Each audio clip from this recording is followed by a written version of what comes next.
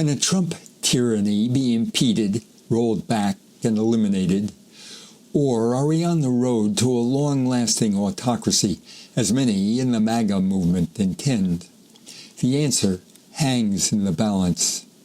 This is the first of a series of strike commentaries on social self-defense against the MAGA juggernaut.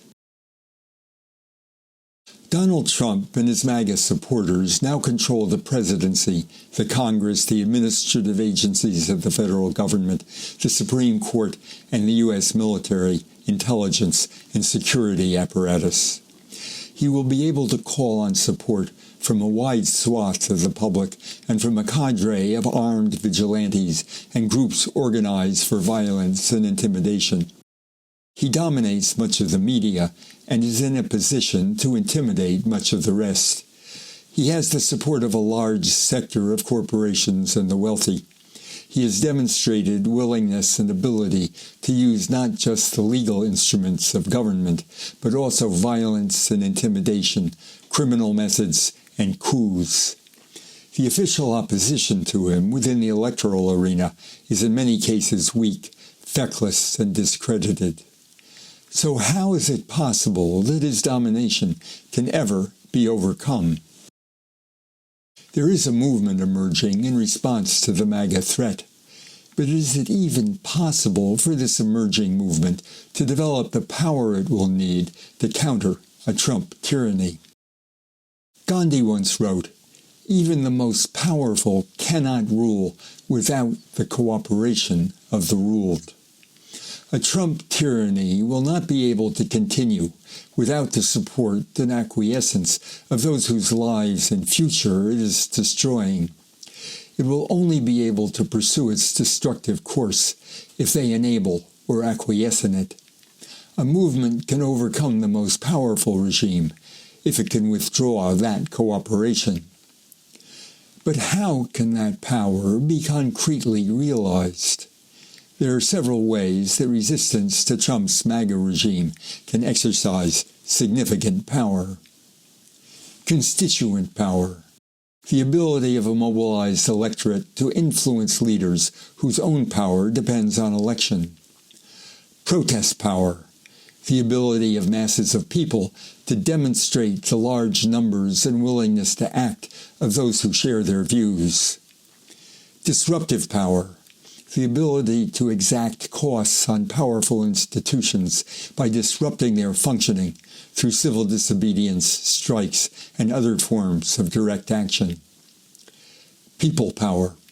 The mobilization of an entire society to withdraw support from a regime in order to bring it to an end through a nonviolent uprising or social strike. There are no guarantees that such power can be mobilized in a way that will contain the Trumpian onslaught, let alone bring it to an end. Trump and his coterie appear to be committed to permanent rule by their followers and their ideology. To accomplish that, they need to destroy all possible barriers to their domination. They must break down the institutions of democracy that stand in their way, for example, by restricting the right to vote. They need to eviscerate the institutions of law, medicine, civil service, journalism, and other relatively independent bases of potential opposition. They have to prevent economic actors, including corporations and unions, from pursuing their own self-interest rather than conforming to the regime's demands. They need to intimidate and silence those who might expose their lies and abuses. They must demolish political obstacles not only from the Democratic Party, but within the Republican Party as well. They need to paralyze the population with fear and entice it with the promise of a better life, or at least with bread and circuses. While this program for MAGA domination promises enormous power, it also poses enormous vulnerabilities for its perpetrators. By making almost every individual and constituency a potential victim of its onslaught, it is also likely to generate a vast, diverse, and potentially unified opposition. Its program is an attack not just on one or another group, but on society as a whole, on the very practices and relationships that allow us to live together in a peaceful and constructive way. They are undermining the foundations of a free and ordered society. They are dismantling the basic practices that make life something other than a war of all against all.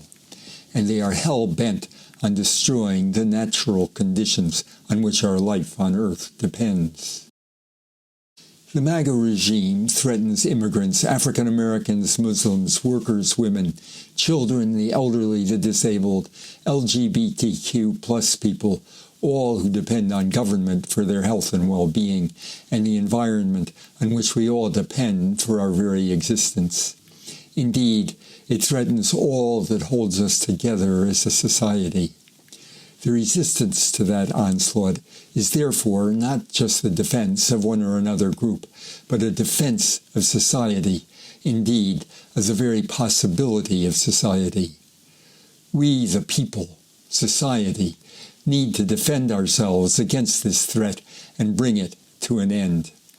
We need what resistors to authoritarian regimes elsewhere have called social self-defense. The term social self-defense is borrowed from the struggle against the authoritarian regime in Poland 40 years ago. In the midst of harsh repression, Polish activists formed a loose network to provide financial, legal, medical, and other help to people who had been persecuted by the police or unjustly dismissed from their work.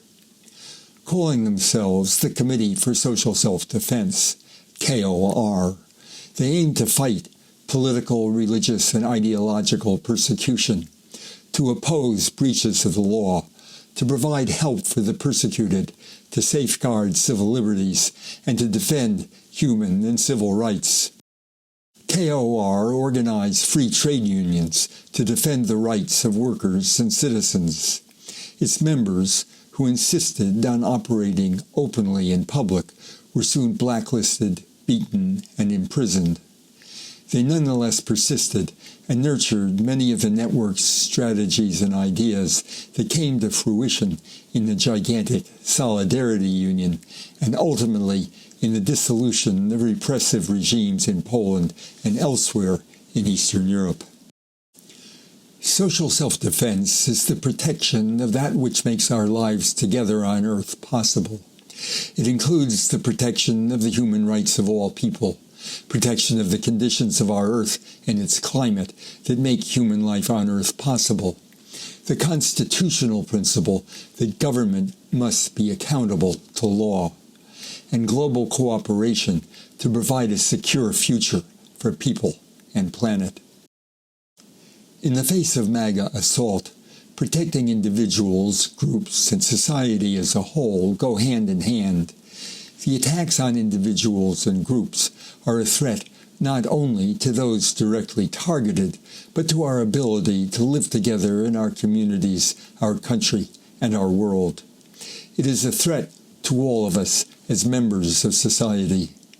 Protecting those specific constituencies who are most threatened is essential for protecting our common interests as people. Social self-defense means defending those who are threatened as a way both to defend them from injustice and to defend our common interest as people, as members of society. Social self-defense means we've got each other's backs. Historians emphasize that there were great political divisions among the KOR activists who first developed the idea of social self-defense. But they were able to act together around the agenda of resisting the Polish regime's attacks on workers and society as a whole. The individuals and groups who oppose the Trump agenda are as diverse as the targets that agenda threatens. Trump and his supporters have the potential capacity to play them off against each other and to make deals with them, one by one. There will be enormous pressures on advocacy organizations, movements, parties, and even activists themselves to sell each other out. Social self-defense is a means to unify ourselves around mutual aid and around our common interests. It defines Trumpism not only as a series of separate threats to different sectors, constituencies, and policy agendas, but also as a unified, and therefore unifying, common threat. It allows us to use each action and campaign against one or another Trumpite abuse as a way to strike a blow against the MAGA project as a whole.